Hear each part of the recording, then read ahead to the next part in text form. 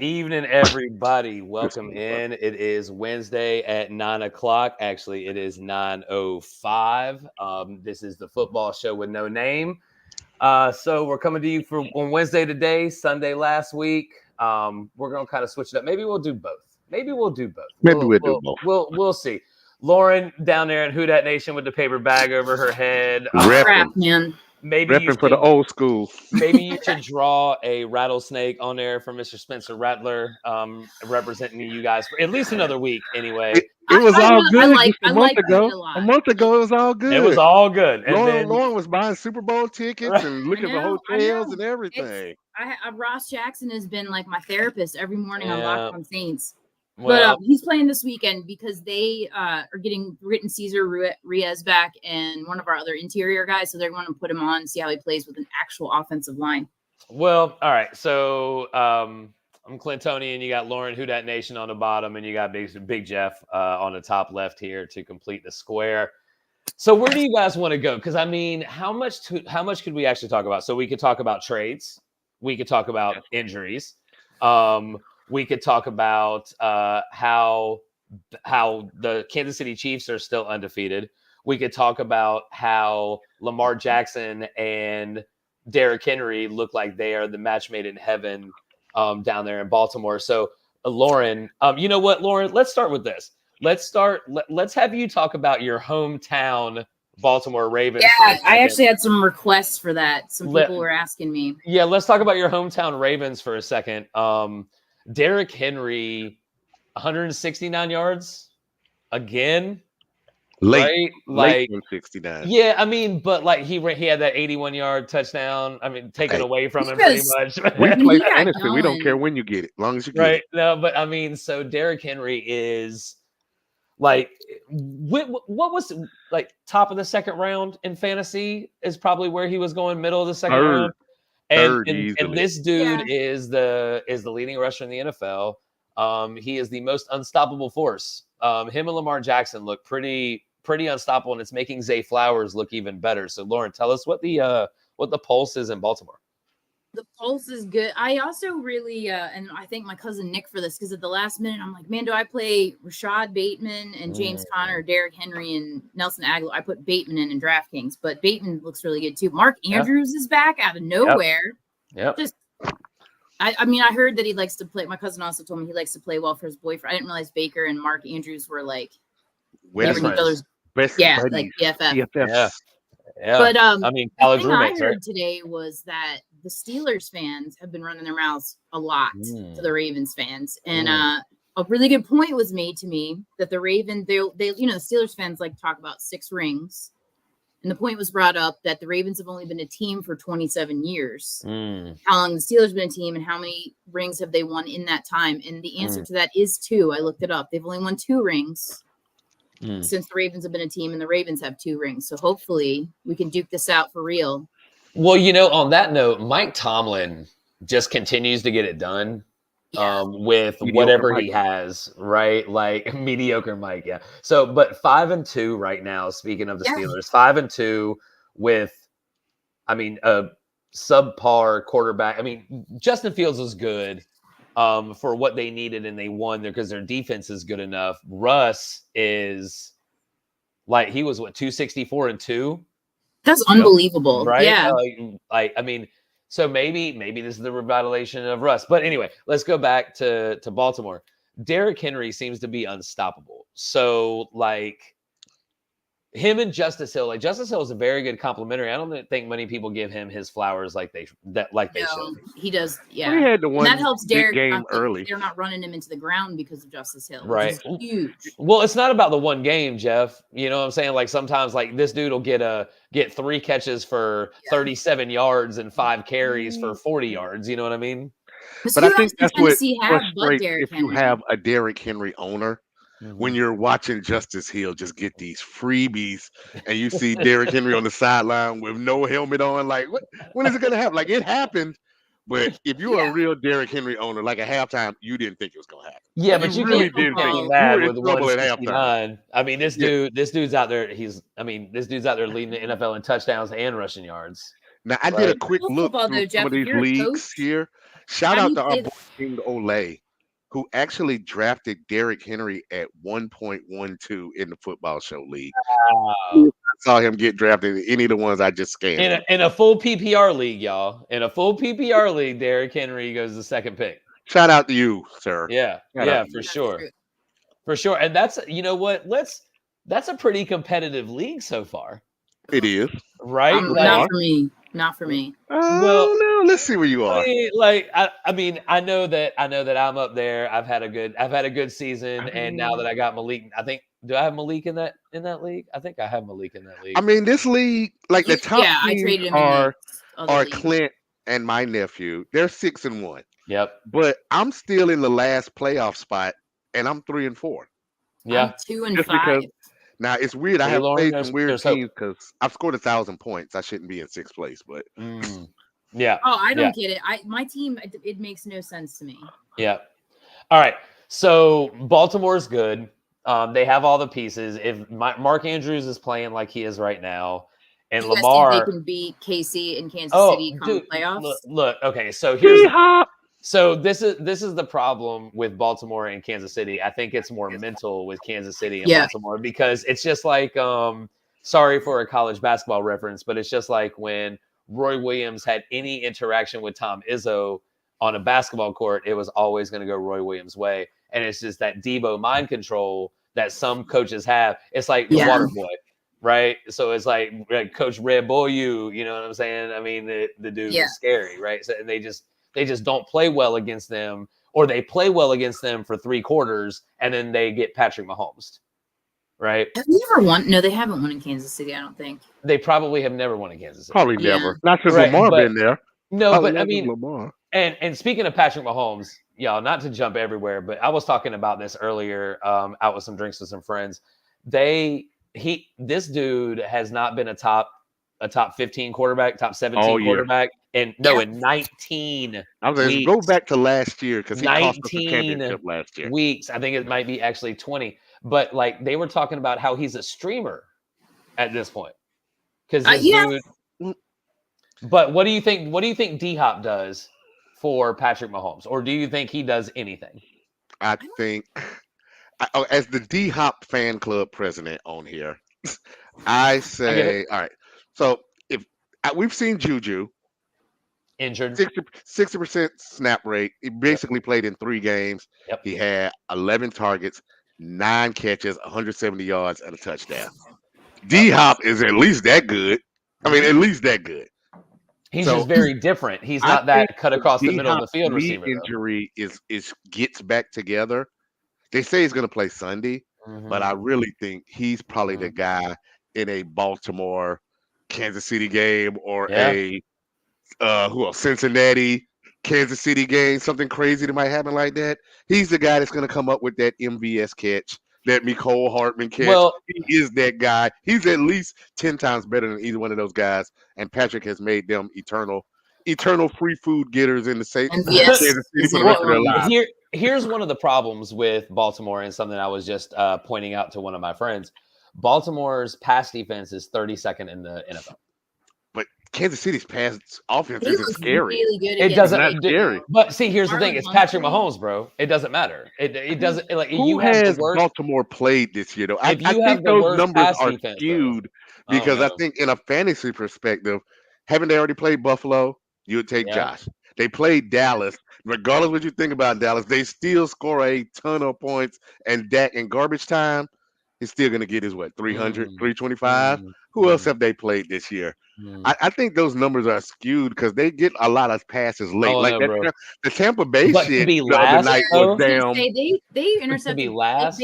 I'll say the Tampa Bay was 200 yards. Dude, Baker threw for 375, bro. But I'm saying when the game was done, when Chris Godwin shouldn't have been in the game and they were piling up the passing yards, that's what skews these numbers. I would be interested to see what Tampa Bay's passing numbers were when it was 41, or what was it, 38-10 or something 41-14. 41-14. How many yards did they have then?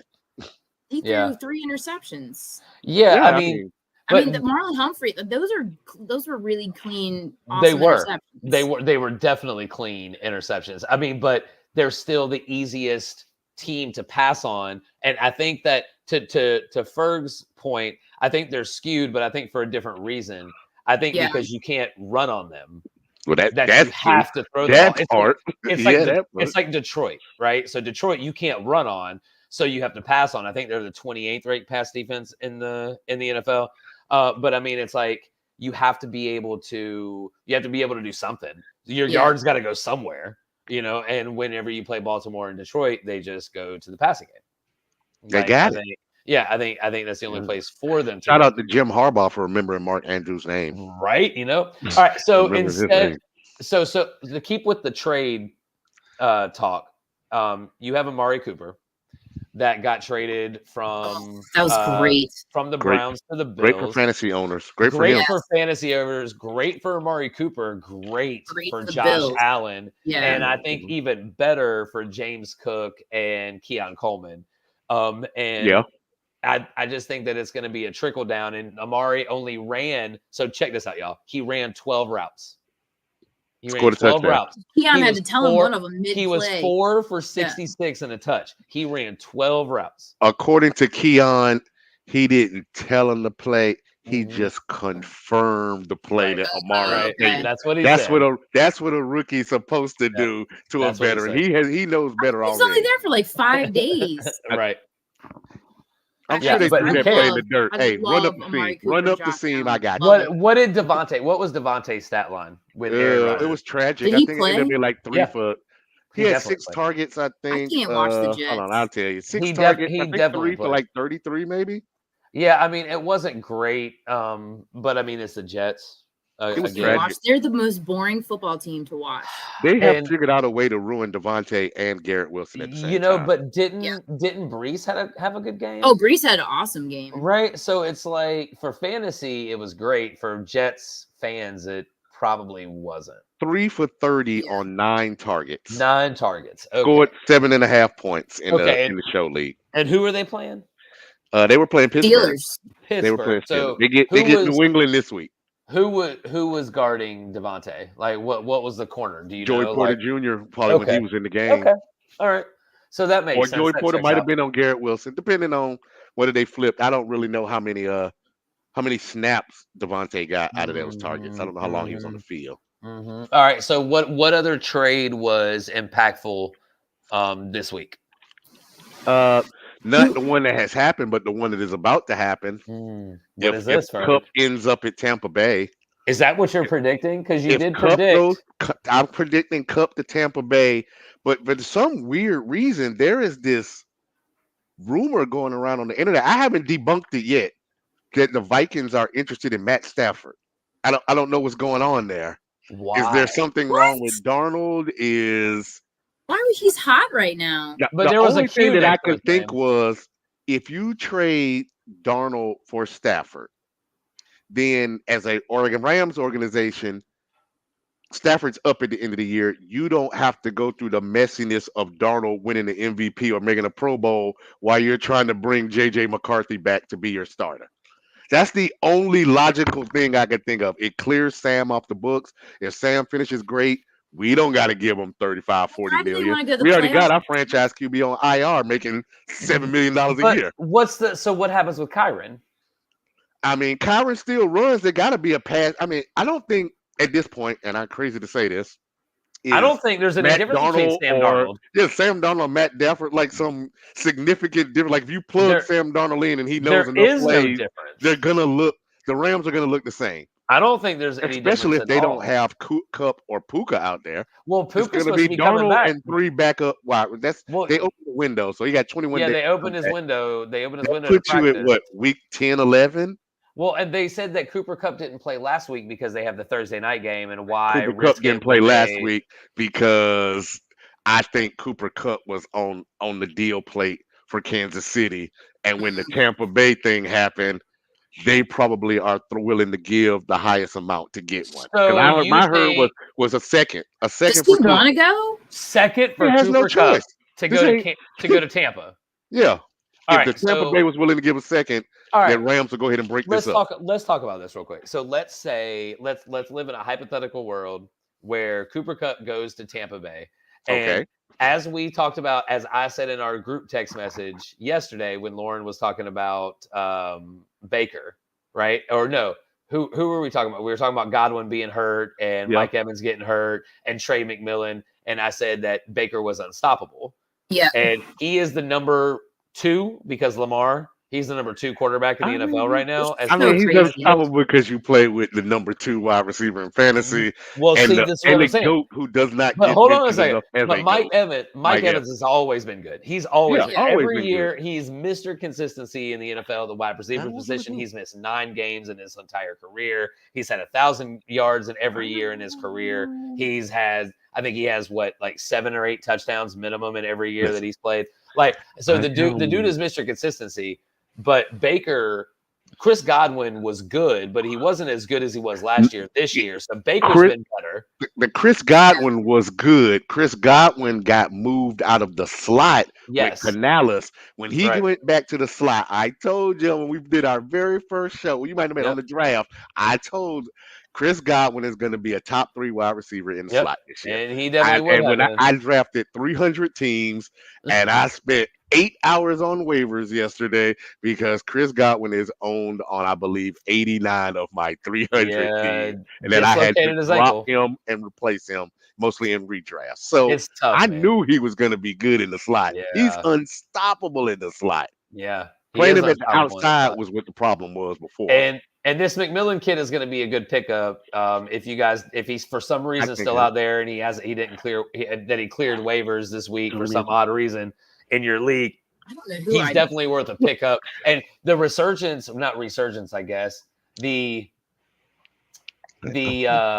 coming of age of Cade Otton, because he's been in the league for a minute. I like him a lot. Baker likes him. He took a beating and caught those passes, and I think that Baker trusts him. Baker's the number 2 NFL, number 2 quarterback in the NFL right now as far as fantasy goes. So I mean, you any weapon that goes to Tampa Bay, you got to have, especially if his name is Cooper Kupp and he's healthy. So let me throw something at you here. In wake of anybody who has lost Cooper Kupp, I mean Chris Godwin. Oh. I'm going to give you the top 5 names that I saw on waivers going through multiple leagues. I figure they're probably the same about everywhere. Let's go. Of course, the Tampa Bay guys. Okay. Would you rather have, because we didn't even get to this, but I'll throw his name out here. Would you rather have McMillan trying to get some of those Evans Godwin targets? Yep. Would you rather have Sterling Shepard trying to get some of those Evans Godwin targets? Yeah.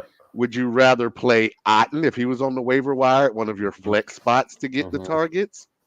Or the other team that we didn't talk about, if you're replacing Godwin and you're replacing Ayuk, would you rather would have had Pearsall or what's his other name? What's the kid that blew up first week of the season? Johnson, Jaquarius, what's his name? The 4th guy in San Fran. Jawan Johnson. Jawan Johnson. Not Juwan. Juwan is in time. No. It's in New Orleans. It's Juwan Jennings. Juwan Jennings. Okay. Those are the top 5 waiver pickups for you to replace Godwin. So first things first is I would, if I had the choice between McMillan and Otton and I needed a flex play and tight end was an option, I would probably go Cade Otton. But I will say if your flex position only includes wide receivers and running backs, McMillan is a hell of an option. Baker looked for him and he caught the ball. He didn't drop the ball. He didn't drop any passes. He caught the passes that were thrown to him. Yeah. So I would say Baker, it looks like he already has a rapport with McMillan somehow. And I assume that's because Mike Evans doesn't practice and Godwin's been hurt. Godwin's been hurt for a minute, so he doesn't practice. So McMillan probably gets a lot of practice run. But Baker has a rapport with him already, and he goes to him. He looks for him. But Cade Otton has his trust as far as I know that if I throw a fucking murder ball across the middle, Cade Otton's going to go up and catch it, even if he gets jackknifed. Here's my issue. My only issue. My decision is the wide receiver. This week it's the 1, but let's just assume Evans comes back. Is the wide receiver 2 position in Tampa Bay more important than the wide receiver 2 position in San Francisco? Because that's what you're getting if you play Pearsall or Jennings. But Pearsall's a rookie, so that's tough. He got 7 targets. After getting shot Sunday. Okay, and so played in that game. Let me throw something else in the mix. What about the position in Detroit? That's about to open because Jameson Williams. Because Jameson Williams can't. Raymond. Yeah, so I don't even know. So is it Khalif Raymond or do Sam Laporta owners finally get what Tim Patrick Fireball Jones? Because J-Mo ain't been getting a whole lot of targets anyway. Patrick been getting the same amount of I think you're right, Ferg. I think you're right. I think it's this year. He had the one big game on Sunday night, but he's been average otherwise. I think it's Tim Patrick. I think you're right on this. I mean, that's a good question. That wide receiver. I don't know. That goes back to like the question Lauren sent me earlier when she was talking about Njoku and Andrews. If you're telling me I can get, if you get desperate and you're going to let me get J-Mo in a dynasty, yeah. In a redraft, I probably hold tight and just wait it out. Especially if I win it, and it might come down to, am I 6-1? Or am I 3-4? And I just got to throw something in the air and see if I can cling around. Because if you're at week 8, that means you really only got, 6 more weeks? 6 more weeks to make the playoffs. Since you brought it up, here's an interesting fantasy question. What do you do with the Browns wide receivers now that you know Jameis Winston is the quarterback? What do you do? If you are desperate, and you're desperate? You know he's going to throw the ball 50 times a game. I know they're going to throw 50 times a game, but they're still the Browns receivers. David Njoku. Jerry Jeudy is the only wide receiver I would touch, and that's only if I've lost Godwin, Evans. Tillman? I'm not sure about DK. Yeah. I still been waiting on Cup and Puka to come back. I have teams like that have 5, 6 receivers on the IR or outlet. Or I had to drop them. Or they're just sitting on the bench. So, I start Jeudy then. I don't really want anything out of Cleveland but Njoku or Nick Chubb. I like the Nick Chubb. I don't like Nick Chubb this weekend, but I like Nick Chubb. Okay, so then let's with the Browns wide receivers, I go Njoku, then Jeudy. I think in that order. It ends after that. Is probably it. And then let's shift our focus to what are your boys gonna do, Ferg? I think for those who don't know, I'm gonna give my honest opinion. This is my honest Miami opinion.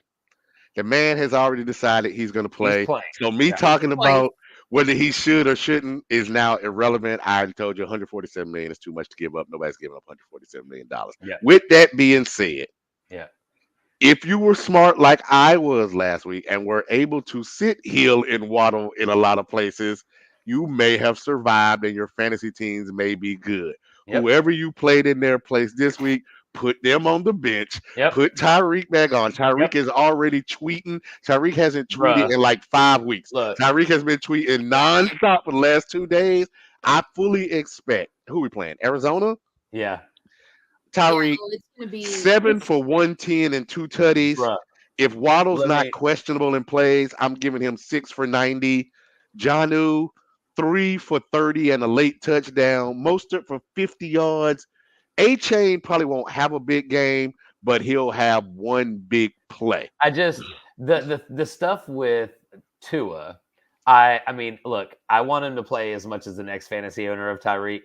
And I know that I have Tyreek in 2 leagues, and I talked about it last time I was on the show. We talked about the trade that I had, that I traded DK for Tyreek straight up and did not start because I wasn't starting DK. And I have not started Tyreek since that trade because I have DJ Moore and whatever, right? So like I have a stable full of receivers, but the points per game for Tyreek went from 9.9 something to 19, right? So it's like he was getting 9 with fucking Tim Boyle in them if they just throw it out there. Yeah, I mean 5 catches, 5 screen passes for 30 yards. Yeah, it's 7 points. That's 7. Yeah. So, like, if there is, like, I don't know what FanDuel and DraftKings are going to do as far as setting the line for Tyreek this week. Last week, either of you guys know, he was the cheapest I've ever seen. Let's see what I'm going to go. Yeah, he was like 6,900 last week or something like that, underdog pulled up right here. I'm going to see what the underdog higher. Yeah, and Lauren, check DraftKings or FanDuel, see what their line for Tyreek is receiving wise, receiving yards and catches. Let's over higher or lower than 86.5 holy right now. shit.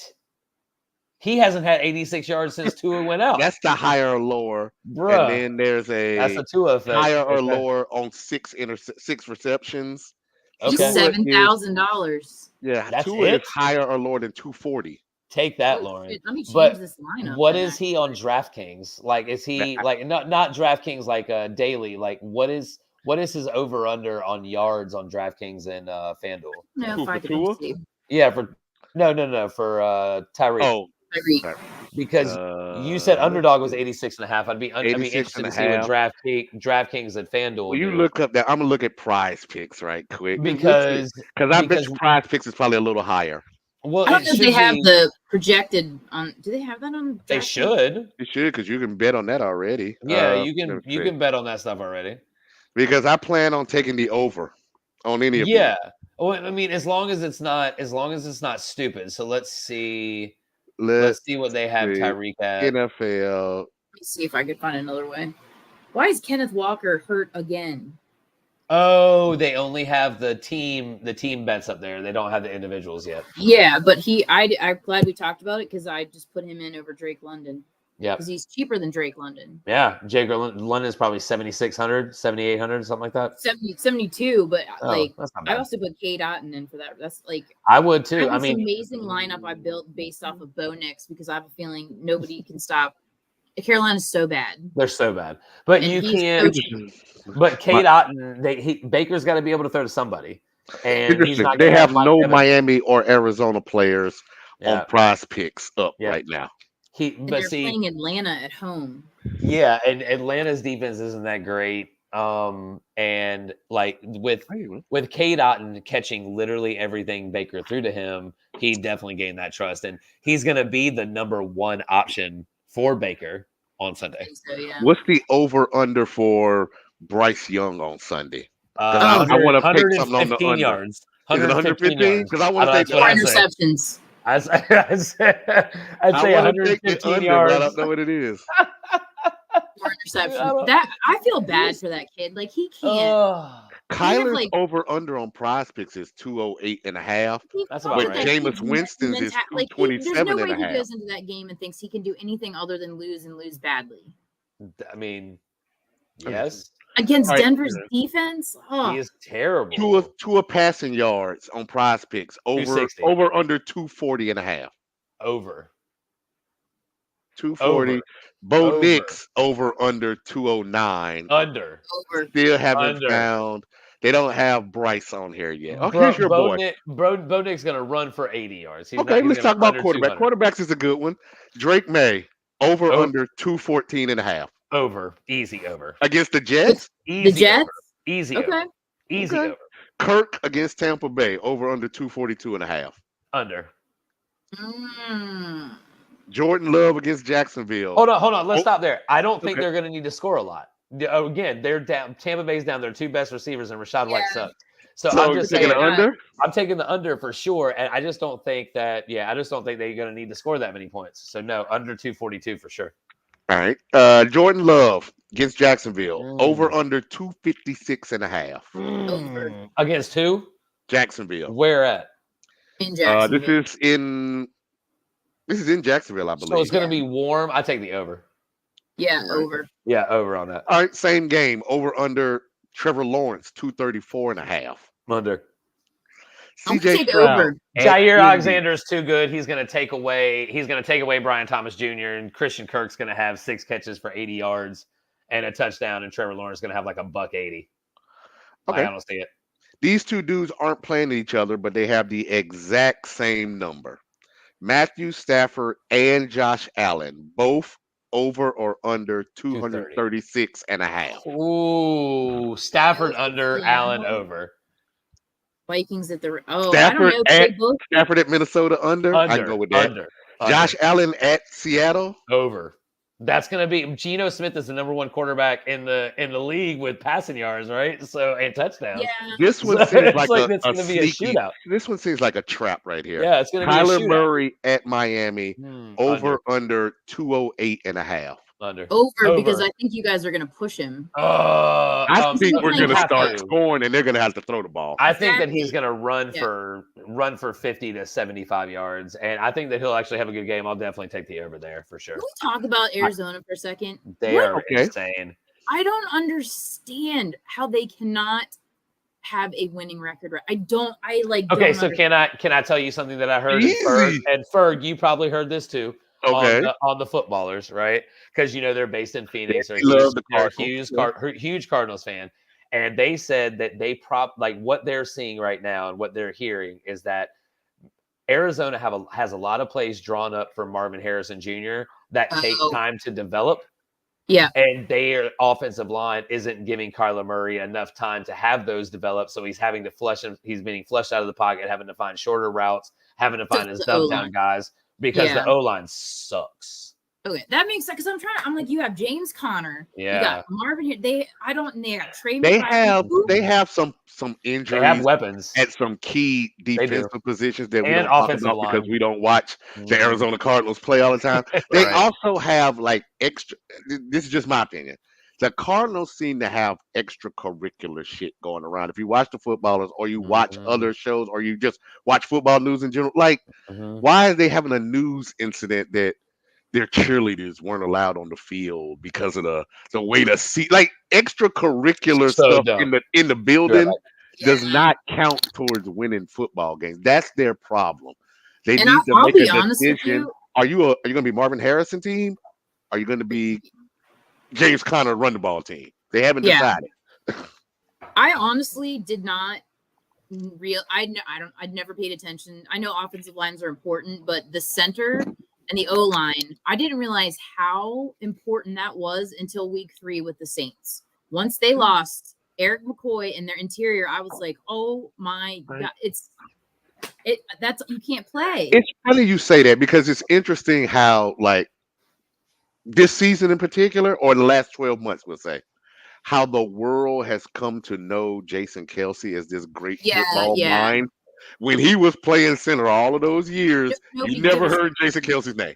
He was just getting on Pro Bowls, making all pros. Until the push. Until the tush push. Until Travis started to get more famous than NFL famous.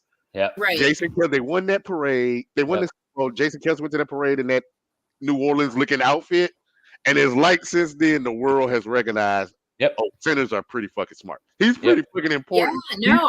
When you find out Jalen Hurts wasn't even calling the plays or changing the line protection, and and Jason Kelce has to say, well, now that I'm gone, I guess they'll let Hurts do that. You see how important these guys are.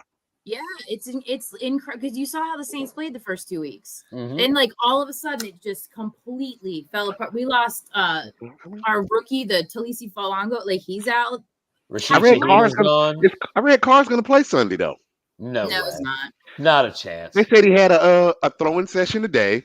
Good for him. It went well. Not a chance. They were going to let him throw again on Cooper Friday. Cooper Kupp was supposed to play on Sunday, bro. No, they want to see Spencer Rattler is getting traded. That's why Cooper Kupp didn't play. Okay, so crazy. 14 times he was pressured, and they got to him in less than 2 seconds. They want to see him play with the O-line so they can see. Because at this point, the season's over. I think the Cooper Kupp thing, it's two things. I think they have an idea that they want to trade him, but also if he's sore or goes bad, you can't run him out here on Sunday and run him back out here again on Thursday. Why they're trading him. They were better off letting him get healthy, hoping he goes for 110 rebuild. Yeah, but they've already won their title. I mean, eventually, I said today earlier in the group, eventually, fuck them picks was going to have to come home to roost. Even though you're good, you got Aaron Donald, you got Cooper Kupp, you got Puka. When these dudes get hurt, the reason you have draft picks is really for depth. All these dudes ain't making Hall of Fame. They need a better quarterback. But you need the 3, 4, 5th, 6th round guys. You need them to hit, and you need them to be playing. I think Stafford is still good. I think he could still be good with the talent that's there. I think he could still be a 250-2 guy every week. He just needs a better offensive line and a better defense. I mean, since they lost Aaron Donald and Jalen Ramsey, they get no push. No. I mean, they don't scare anybody. The line is going to be the number one position pulled in the first round of the draft this year. Yeah, I mean, but they just don't scare anybody, right? But Matt Stafford is who we always is. Like he could go for 250 and 2, but he can also go for 250, 2, and 4 picks in the same game. Yeah. And you just don't know. They're not good enough to overcome that. In his defense, he's been that way since Calvin Johnson. Exactly. Right. So they're not good enough. They weren't good enough in Detroit to overcome that. No, Aaron Donald was good enough to overcome that. And Sean McVay now they don't have that guy. Yeah, they don't have that guy. Was good enough to overcome that too. Oh, that's another thing, man. The coaches. Well, let's talk about some more injuries real quick because we have some pretty impactful stuff, right? So we got Brandon Ayuk that's going to be done for the year. We got Chris Godwin that's going to be done for the year. We got Deebo Samuel that was in the fucking hospital. Pneumonia. And we don't know what's going on and how long he's going to be out. What else we got out there? Not that it matters too much, but I have the Saints defense in a lot of leagues, and we lost Paulson Adebo. He's fractured his femur. Oh, I saw that. I know who we didn't talk about. I don't know who's going to play. We don't know if Lawrence pick if Jaden Downs is going to play Sunday. No, I mean he did. Might get a Mariota show. Right now. But so what I heard though is that if it was like a divisional game that was like really, really close to shit, he would have played. Right. So it's like the Bears at home this week. I think if you're in first place and you get the Bears this week, I run Mariota out there and I dress Jaden as my but hold on, time out. What do you do in that situation? Because you got the number 1 pick against the number 2 pick. What do you do? No, you don't play. If you're the Washington Commanders, if you're smart, you sit him because if you get hurt again, you're not. When have the Washington Commanders been smart about that? Was the Snyder? I was just gonna say that. That was the Snyder regime. I think that was the Josh Harris regime is so much on a different level of doing things that I think that they see the big picture that losing to the Bears or bending to the Bears means nothing if you go out here and let Jaden Daniels get real. I wish this is your best chance to win the playoffs, to make a playoff in 10 years? I wish TJ or Kiasha was here to talk about this so we could figure this out. Wow, do they hate Jaden Daniels? No, they are. So Kiasha is, is a lifelong Washington fan. TJ played for him. They play the Giants, so they have to sit him this week. They play Giants next week. Play Mariota. Yeah, he's fine. Now, Mariota, 18 of 23, 234 and 2, I think is what defense. Every now and then, career backups and fuck-ups find their spot. When you find your spot and it works for you, like that year when Heineke was at quarterback, the offense they were running worked for him, and it made him look like he was back in college. Even when Kirk Cousins came in for RG3. Yeah, everything was set up for RG3, but Kirk was able to step in. When you find your spot, you can take it, but you can't be Lamar playing in Kansas City offense where they want to drop back and throw and some shit. You can't do that. So then let's talk about the other side of the ball. So how do you feel about Caleb Williams after an off week who's come off of 2 really, really good games? I think it's going to be really I need the Bears to show me more. I was so excited the last 2 watching him. I finally feel like I got to see because I don't watch college football, and I was like, that is he is impressive. So I'm glad you didn't watch college football to get that perspective on him, because he's to me, and this is on a much lower level, Barry Bonds-ish, where he's very cocky, very arrogant, and is not very good with the media. Right. I'm not saying he shouldn't be. Number 1 pick in the draft, Heisman Trophy. I'm not saying he shouldn't be, right? All I'm saying is you can be other way. You can be Barry Sanders if you choose to be. Well, right. I think all right. So with you saying that, I'm gonna jump into something that somebody else said in a completely not sports related conversation I was having earlier with somebody today. That is 1,000% generational. Yeah. When we were 11 years old, you had to get up on Saturday morning. If you live with your grandmama, old school parents, you had to dust, you had to clean, you had to do this, you had to change your bed sheets, do all this stuff before you even went outside and played.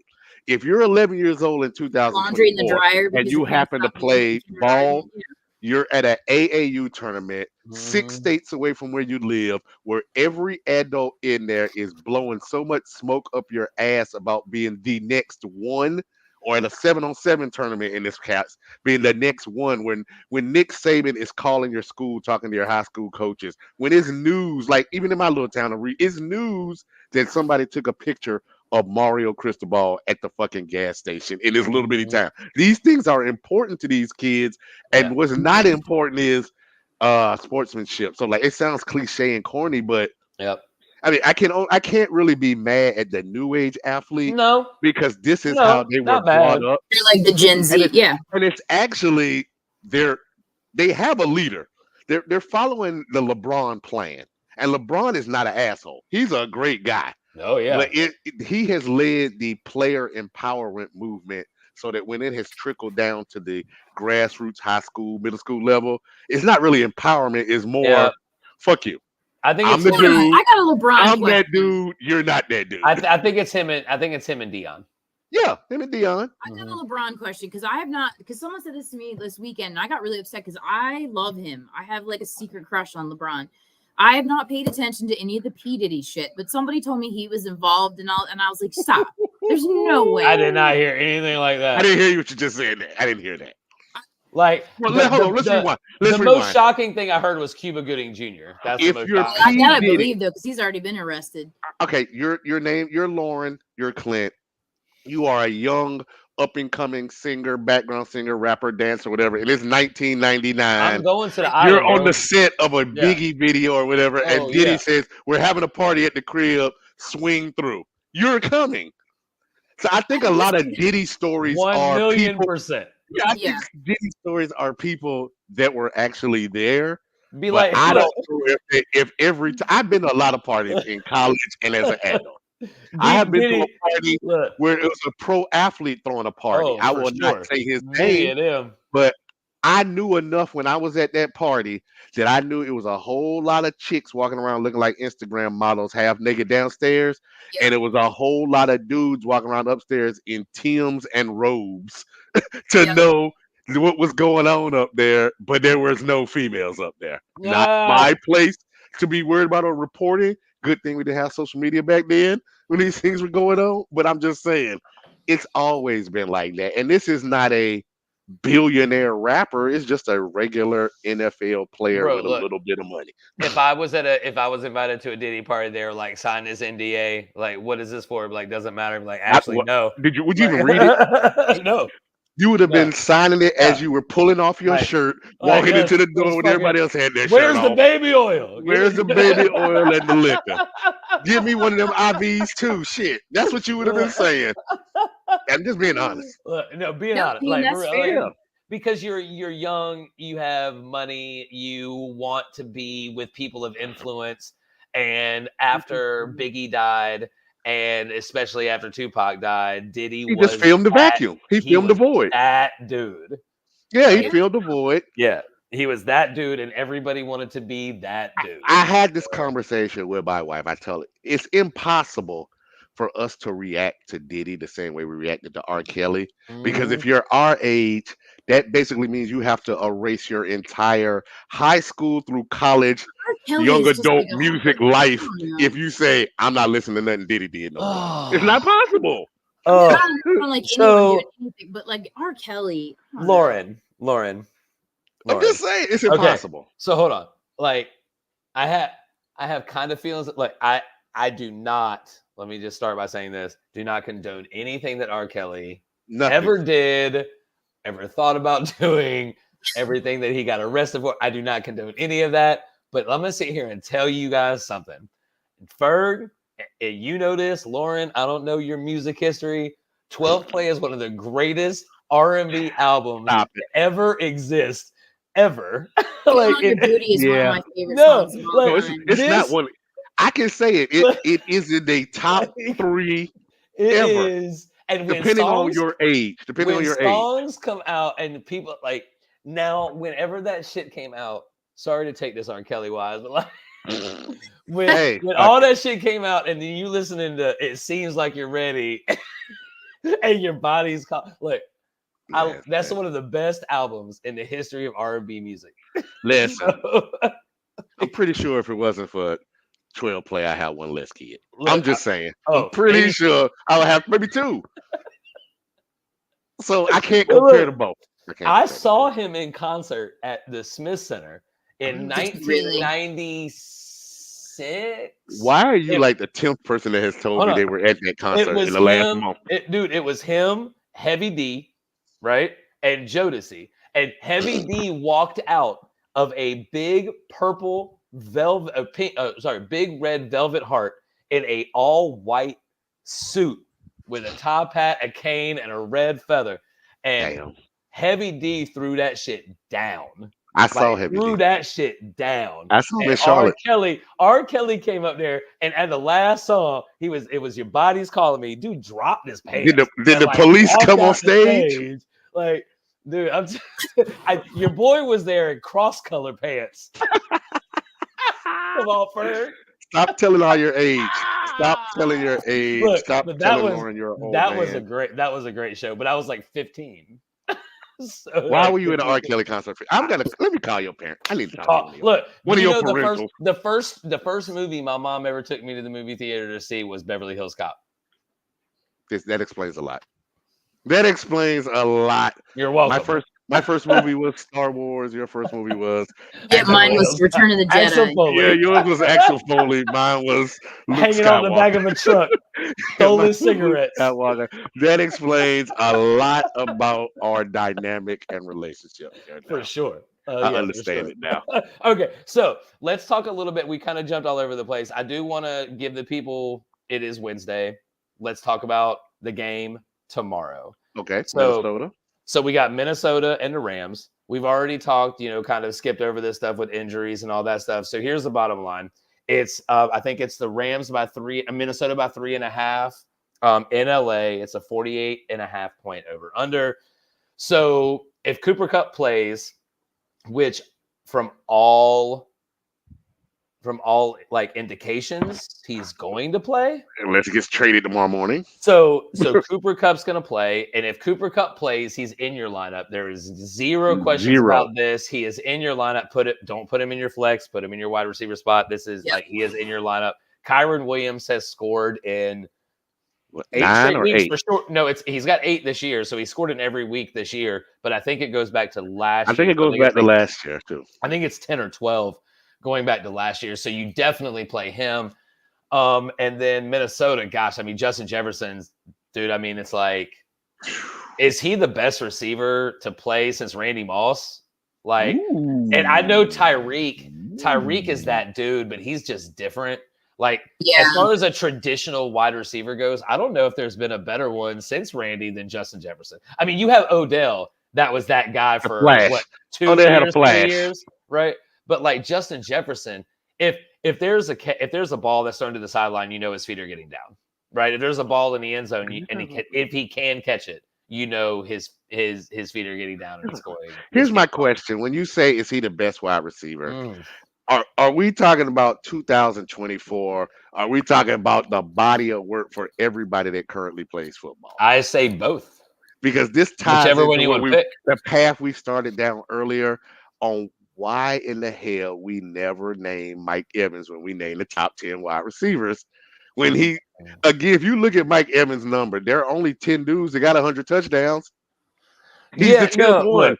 I love Mike Evans. I love Mike. I think that his consistency hurts him. I think that the fact that he will have 1 year, 2 years maybe with 1,300 yards or 1,400 yards. All of his other years are over 1,000, but they're like 1,008 or 1,075 or 1,100, right? He's never he's always up there with touchdowns, but I don't think he's ever up there with like the Justin Jeffersons, the Tyreek Hills, the 1,600, 1,700 yards. All right, so going back to 2014, 1,051, 1,206, 1,321, 1,001. 1524, 1157, 1,000, 1124, 1255. Actually having a bad year right now. This year only has 335 yards. Dude, so I think you've proven my point with all of those numbers, because it's it's the flash, the 1,500 yards, right? And then there's the more consistent 1,300 or 1,200 yards, but there's even the more consistent 1,000 yards. And you're talking about 16, 17, 18 games, Ferg. I think we need to look at he's great quarterback, because the 1,500 yard season, sure, he had 86 catches. No, the 1,300 yards, 100%. He had 96 catches. He had no other season with more where he got 1,000 yards and had more than 70 catches. So he's efficient when they throw the ball to him. Yeah, no, he is definitely a downhill threat because he's a big body dude, 6'5", like 220 dude, and he's got career average 15.2 yards per catch. Yeah, that checks out. Yeah, that checks out. But I mean, he's definitely a Hall of Famer in my opinion. I don't know about first ballot, but he's definitely a Hall of Famer. I just don't. I think that he's not considered in that category because if you look at Justin Jefferson's numbers, Ferg, over the take Justin Jefferson over Randy? No, I don't. Justin Jefferson over Jerry? First of all, I don't take anybody over Randy. Okay, you take Justin Jefferson over Jerry Rice? No, unless he can show it for another 7 or 8 years. Because if you look at Justin Jefferson's numbers, it's probably 1,600, 1,500, 1,800, 1,400. Devontae gets paid the same amount. Take Justin Jefferson over Marvin Harrison? Yes, I think so. Because Justin Jefferson over prime Devontae?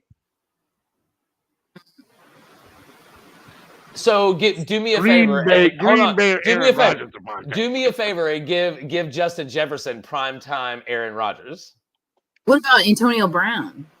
No, Antonio Brown was different.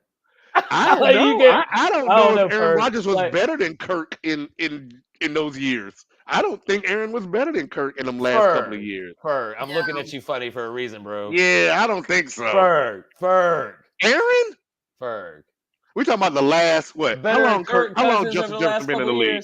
So Aaron Rodgers, when he won the Super Bowl, when he had Devontae Adams in his prime, you telling me that you wouldn't have chosen if you were starting a fantasy lineup? If you were starting a fantasy lineup, you knew 100% in your mind, in your heart, in your fantasy knowledge that Aaron Rodgers was getting you 250 and 3 every game. Period. Every game. You would start Kirk Cousins over here. I'm only talking about since Justin Jefferson's been in the league. Let's go. All right, so that's 2020. Let's say, all right. So that was that was the last great Aaron Rodgers year. Was his 2020. He had 48, 5 picks. He threw for 4,200 yards. The next year he dropped down to 37 and 4. Then he dropped down to 36 and 26. Didn't do shit in 23. And this year he had 1,610. My whole point isn't the entire career. I'm saying since Justin Jefferson has been in the league, he has gotten better quarterback play with Kirk Cousins than he would have gotten from Aaron Rodgers. What are Jefferson's numbers over the first couple of years? No, because I mean I know they're 1,600, 1,800, 1,500. Like it's sick. It's dumb. All right, so and Kirk Cousins is great. We're going 125. Okay, catches 88 for 14 and 7. 108 for 16 and 10. 128 for 18 and 8. 68 for 1,005 on the hurt year, and then this year so far 33 for 531 and 5. So that's with Darnold. So he only played with Cousins. The last year he played with some bums when he got hurt. What's that guy's name? Those 3 years with Kirk better than anything Rodgers put up.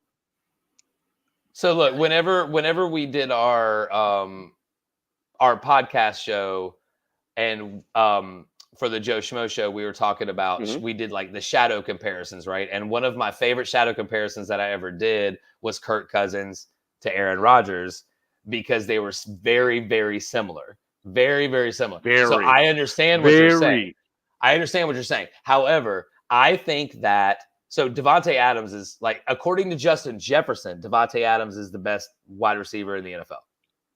Okay. According to Justin Jefferson. That's what he said out of his own mouth. Right? So obviously he models his game after him. Josh Dobbs. I like Josh Dobbs. Like, he played for Tennessee, right? Isn't that who he played for in college? Anyway, so Kirk went down in what, 23?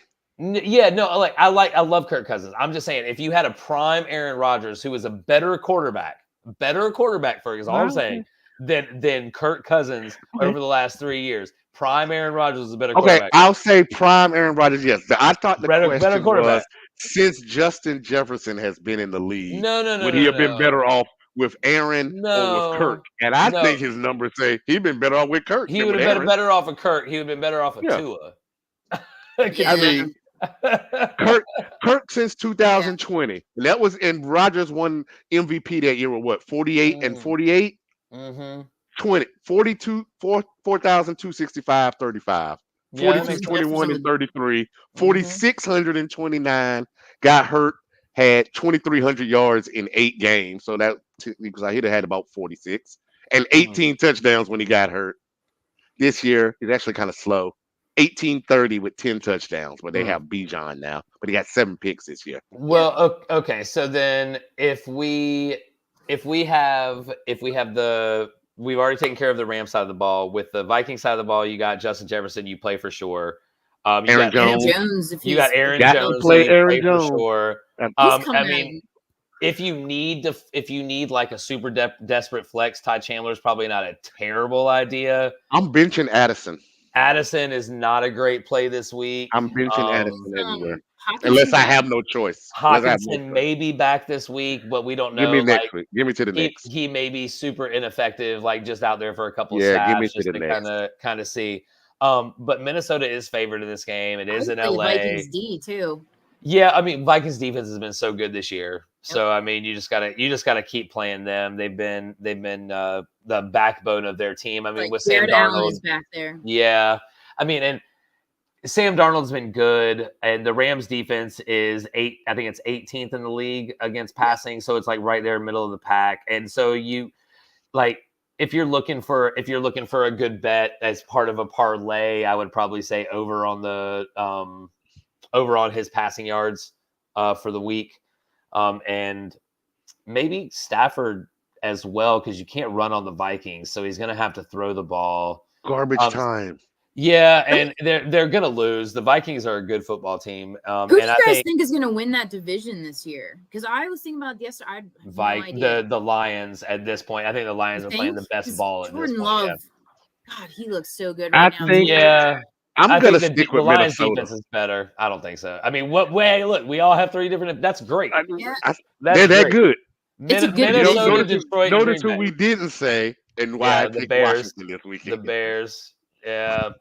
I mean, the Bears are going to be good. Year. It's going to be a competitive division. I just think that the Lions are playing the best football right now of the 3. And they have the better defense of the 3. And so that's why I went Lions. I like Flores as the better schemer. Sure. I just think that at some point between here and, let's just say, NFC Championship game, lack of pass rush from Detroit is going to catch up to them. And Dan Campbell's going to catch up to them. And is he going to go for 4th and 6 on his own 33 because he's feeling good instead of kicking the field goal or punting? Yeah, I like it that he's aggressive. I do too. You got to be able to stand up in it. I respect it. And press conferences afterwards. Look, you got to I respect that shit. I respect that shit, and I love that he did it. And it's always what you want. It's always what you do when you sit there and you play. Look, Ferg, how many times you been sitting there playing Madden and you got the ball at the 35 and 4th and 3 and you got 2 minutes to go? You're like, fuck it, I'm going for it. But if you're I think different places, if you're a Detroit fan, years of struggle. If you are a Tampa Bay fan, even with Brady, if you are a Panthers fan, a Dolphins fan, and somebody comes along where you always expect to go 7-9, 8-8, if we have a great year, and now all of a sudden people talking about, well, you might need to think about getting Super Bowl tickets. I don't care what it is. Go for it on 4th and 37, kick 70-yard field goals, anything that makes me watch. Because I listen to Panther fans here, and I listen to them on the radio, and they just sound defeated. They're like, we've been bamboozled by the price of these tickets. And then they keep telling us, this such and such is no good, such and such is no good, such and such is no good. And 1 through 3 on the depth chart, as soon as these dudes end up on another team, they're all of a sudden great again. Yep. How many So head let's coaches have the Panthers gone through in the last 2 or 3 years? a lot. A lot. It's really sad. Okay, so what? Let's do this before we sign off, y'all. I have to get up at 4:45 in the morning. McCaffrey. I have to get up at 4:45 in the morning, so I'm going to sign off here pretty soon. But let's give prayers up to Andy Dalton and his family. I mean, they did get into a car accident. Bryce Young is starting, so prayers up to the Panthers fans as well. Sprained thumb. Well, he's just supposedly. It's just great that everybody is okay. Well, he's an old man, so I'm sure he's hurt. Like I was. Well, his whole family was with him. Even the dog was in the car. So just glad everybody was okay. So anything that y'all want to say to wrap it up? Trade Bryce Young to the Rams. Keep Stafford. Blow this shit up. The 31 NFL owners need to come together and force David Tepper out. That's my opinion. I mean, it's not a bad call because Tepper is a fucking idiot. He's a fucking idiot. So he is a fucking idiot. So, Lauren, anything to we got 2 weeks left for the election. I'm counting on North Carolina. Vote. Yeah, and as always, take your Thursday night players, put them in your regular lineup, take them out of your flex. Unless they also have a injury designation, and then keep up with it and switch it right before the game time, because you never, ever know what's going to happen on Thursday and Friday practices. Would you like to see how I keep up with this? And here's the list that I'm working off of right now. Here's my list that I'm working off of. I had to take it old school, write down league names, write what I need, write them all down. Then I do something on Tuesday or Wednesday. Then I go back through this on Thursday to make sure everything is in place, unless they're a Sunday game time. I would put it on a spreadsheet. There's a system. No, you got to be able to move. You got to write some shit down. Because you got to be able to scratch and go like, oh, I don't need a wide receiver. Like I had a list at halftime of the Tampa Bay game. Now all of a sudden I need 83 wide receivers 30 minutes later. Like the list is constantly fluctuating. I need 83 new starting wide receivers to play Chris Godwin. All right. So look, I just want to leave on a closing note. Besides that, I'm meeting Layla's boyfriend this weekend. Oh boy. So you're meeting him there at home, or we they're coming here. They're coming Something here. I really, really love about dads, I got to tell you, it always gets me in the feels, but also I love this about my dad. When dads are overprotective, I think it's the greatest thing ever. So give him shit. Yeah, so it's funny because just like I am in personal, I am in business. I talk to everybody the same way. So I talk to Layla the same way I talk to you guys, right? So it's not going to be any different than I talk to her new. Nah, you got to talk shit to him. So you got to give him like the stare down and the questions. Like soon as he opened the door, you got to be, hey, boy. Well, it's the handshake. It's the handshake. Boy. You ever had your shit pushed in, boy? Just like Will and Martin. Just as soon as he comes in the door. Dude, no, it's just all about the handshake, man. You know what I'm saying? And Layla already knows this. Just don't come to. I hope she schooled him, man. Just don't come to me with no limp dick handshake, and we're cool. Like I don't care. He might not have a father. He might not know that. No, he's a military. He's a military guy. Which branch? Army. They got PTSD. I don't know, bro. He's a young kid. We can find a reason to hate him now. Dude's 6'4". So where's he from? He's too big. I already don't like him. Apex, I think. I don't know. I'm a Navy girl, so I'm like, I don't know. Look, he makes her happy. That's what I care about at the moment. They're coming down here. They're coming down here to watch football. I have the movie theater rented at my place, so they're coming down here to watch football, and it should be fun. All right, last note. Who's going to be the next Carolina football coach, Clint? That's what we're going to leave on. Dennis Allen. In college? No, he's talking about I'm talking about college. Oh, University of North Carolina. University of North Carolina. Fired in the offseason. Wow, you're going to fire Canales after 1 year already. We'll say that for next week. We'll say that for next week if they lose. I was saying he's gone. So let me go outside of what people may consider, but there's obviously when I say the name, you'll know why. There's a reason. He was a head football coach on 2 different levels. But why not move Freddie Kitchens? Interesting. Because he's our offensive line coach right now and one of our head recruiters, and he was the head coach for the Browns, right? And so why not Freddie Kitchens? I think he can stay.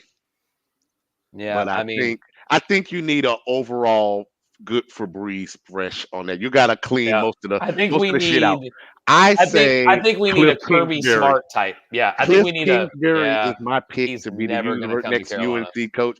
I think if y'all stop being cheap and open up them dusty ass Rams Club wallets, y'all could get Cliff Kingsbury. You know what they're trying to do, bro? You know what they're trying to do right now? They're trying to build a new Smith Center. They're trying to build a new Smith Center. I don't know. Yeah, I don't know if that's gonna happen, bro. You want this football money, or not? Oh, what you want? You want this football money or not? Oh no! There's $1 billion out here. You want it or not? I don't know. Pay Kingsbury. You know Carolina's all about basketball, my guy. You already know. Hey, I'm just saying. Kingsbury seems like he wouldn't cost that much because if he takes Carolina $4 or $5 million. Yeah, if he takes Carolina to 7-6, he's gonna recruit well. You're gonna have a lot of athletes. Dennis Allen can do 9 and 8. He's gonna haul ass and go back to the pros as soon as he takes Carolina 7-6, and then you get your next coach. We just need a young guy that's going to cuss out the players. And he got to be able to. He got to be able to relate. It's got to be young. I think he's got to know NIL, and he got to work the portal. Yeah, we gotta be better for any coaches that can't work the portal can't survive. All I know. What about Jeff Saturday? He's a job in a while. Shit. Yeah, no. A Carolina guy come back to be a head coach. But let me just tell you guys, coach for other than NFL and other than fantasy, it is basketball season in my house. And I know Ferg is not upset about that after his boys hit 29 threes last night. Yeah, no, it's definitely. This is the best time of the year, actually. Had we managed to skip past the Dodgers, I would be walking around like I'm damn snorting powder right now. Like if I would have had Mets, Celtics, Dolphins on the supposed comeback in 1 week, you wouldn't be able to tell me shit. I am a baseball guy, so I am all about baseball. I feel the way about the Yankees that you do about Duke. Like fuck the Yankees. Oh, dude, I don't like it. Fuck the Yankees. Man, unless I don't like the Cardinals. Like I feel that way about the Cardinals, and I used to feel that way about the Braves because of Greg Maddux. But I don't feel that way about any other team but State and Duke. I'm good with the Dodgers winning because then you get the excuse like, oh, it took the champs to put us out. Well, but also I'm good with the Dodgers winning. I hate the Yankees. Shohei's that dude though, bro. But I want Lindor. Lindor should win the MVP though. So he won't. He won't, but he should. No, I mean you hit 50 home runs. You hit 50 home runs. You steal 50 bases, brother. What else does he do? Doesn't matter. You hit 320, 50 home runs, 50 stolen bases. You are the MVP. You think he had a better year than Lindor? Yes. If you actually broke the numbers down, yes. You actually think he had a better year? So now I know. I'd be willing to start a baseball podcast. I know the argument. Look, I will have the same argument with a healthy Ronald Acuna. And it's not saying who's better or who's not. I'm saying, as far as the writers go, nobody has ever stolen 50 bases and hit 50 home runs ever. And because nobody has ever done it, he wins. Period. Point blank. No argument. He gets the benefit of Ricky Henderson not ever being on steroids. That's his benefit. That Ricky Henderson is one of the one Hall of Famers that didn't get on steroids. Bro, you know there's one thing about baseball. You know, there's one thing about baseball. If you do something that nobody has ever done before, you can hit 260, Roger Maris, hit 60 home runs and 120 RBIs, and you're going to win MVP, even though somebody else hits 350 with 35 home runs and 120 RBIs. It doesn't matter because you've never done it before. That's the numbers on the front. Autograph on a card. Just totally reminded me. I forgot about Ricky Henderson. You should keep that. We love Ricky. Ricky loves Ricky. My dad was a pilot for American, and he flew a couple baseball teams. So the times that he flew them, they would sign cards for us. Was it Jerry Curl Ricky or like? I don't remember. This was. You remember when the Cleveland Indians, when one of their guys died in a boating accident? Yes. Yeah. It was around that time because I also have a boat. So that's when he was a coach. He was a hitting coach for the Marlins. Okay. Yeah. That makes more sense. He was and Dennis Eckersley, he also got. Yeah, because he was the pitching coach for the Marlins. That makes way more sense because Ricky Henderson, Ricky Henderson used to play for the Yankees, Lauren. I did not know that. I'm not a big. If they're not an Oriole, I don't usually. That's where. Did you know Fernando Valenzuela played for the Orioles? Yeah, and he died. He died. He played that last night or something. He died. All right, we'll leave on this note. Anyway, yeah. The ultimate fuck you Matt LaFleur has Robert Saleh working at Green Bay in a defensive consultant role. Fuck you, Aaron Rodgers. That's the ultimate fuck you. You fire me, I go work at your old job. Oh goodness! And Tom Brady's gonna hire Bill Belichick and make the playoffs and possibly win me a ring while you're going 2-16. Oh, y'all, love it, Robert. I love it, Robert Saleh. Way too much. Way too much. Way too much. All right. So until either Sunday or Wednesday, we will see you guys next time. So for the football show with no name, Clintonian, for Big Jeff, for Lauren down there in Who Dat Nation. Where's the paper bag at, Lauren? Go ahead and throw that shit over your head real quick before we sign off. You got to wear that every week till y'all win a game. You got to wear that. You got to run that real quick. So, all right. A while. Well, get we will get some eye holes like on Django. Get some eye holes like Django next time. We will holler at you guys next week. Fuck Later. Your team. Fuck your team. You got to say that 87 times for you first.